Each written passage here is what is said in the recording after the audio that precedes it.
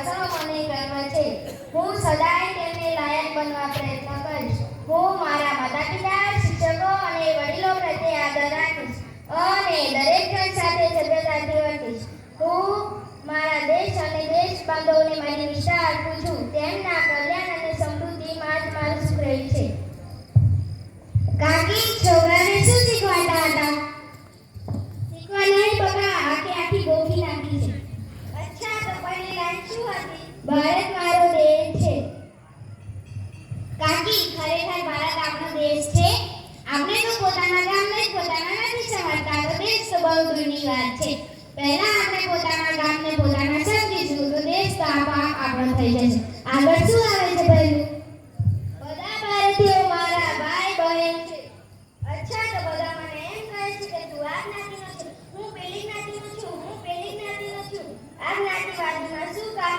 અને રહી વાત બહેનો, દરેક બહેનો આપણે આપણી સગી બહેન સમજતા હોત ને તો આજે આ એક ના થાય. કિડનેપ થાય છે, મર્ડર થાય છે, એ ના થાય તો આપણા ભારત દેશનો ક્રાઇમ ઝીરો હોત. આગળ શું આવે છે પહેલું? હું મારા દેશને ચાહું છું અને તેમના સમૃદ્ધ અને વારસાનો મને ગર્વ છે.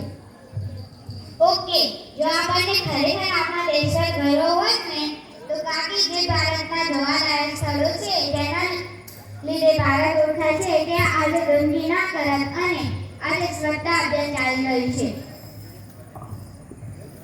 ત્યાં સાથ અને સરકારની સખત આભાર. અને રહી વાત લાયક બનવાની વાત તો છોડી દો, ખાલી પ્રયત્ન જ કરો. એક સફળતાની સીડી છે. હું મારા માતા-પિતા, શિક્ષકો અને વડીલો પ્રત્યે આદર રાખીશ અને દરેક જણ સાથે સભ્યતાથી વર્તીશ. કાકી, જુઓ, માતા-પિતાની વાત ચાલતી હોત ને તો હું તેમને એક વાત કહી દઉં કે આપણા ભારત દેશમાં જેટલા અનાથ આશ્રમ નથી તેથી 3 ગણા વૃદ્ધાશ્રમ છે. બરાબર. શિક્ષકો અને વડીલોને તે 10 વર્ષનું છોકરું પણ વડીલો અને શિક્ષકોની ઠઠ્ઠા મસ્કરી કરી જાય છે. તો આ છે આપણા સંસ્કાર. છેલ્લી 2 લાઈન શું હતી પહેલું? હું મારા દેશ અને દેશ બાંધવોને મારી નિષ્ઠા આપું છું. તેમના કલ્યાણ અને સમૃદ્ધિમાં જ મારું સુખ રહ્યું છે. કાકી, તમને એક વસ્તુ ખબર છે? હું સ્વાર્થી છું. હું નહીં, આ લોકો અને આપણે બધા જ સ્વાર્થી છીએ. કેમ ખબર છે? લોકોના દુઃખમાં આપણે સુખી થઈએ છીએ, જ્યારે લોકોનું સુખ જોઈ આપણે દુઃખી થઈએ છીએ. માની લો કે કોઈક નવું વસ્તુ લાવી છે, તેને જોઈ આપણે દુઃખી થઈએ છીએ, પણ ઇનડાયરેક્ટલી એમ નથી વિચારતા કે આ ભારત દેશની પ્રગતિ છે. ભારત દેશની પ્રગતિ થશે તો ક્યારેક ને ક્યારેક આપણી પણ પ્રગતિ થશે કે નહીં થાય?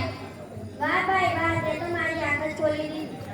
ચાલો હવે આપણે શરૂઆત કરીએ અને આપણે સાચા અર્થમાં પ્રતિજ્ઞા પત્રને સાચા કરીએ અને દેશ આગળ વધારીએ. વંદે માતરમ, વંદે માતરમ.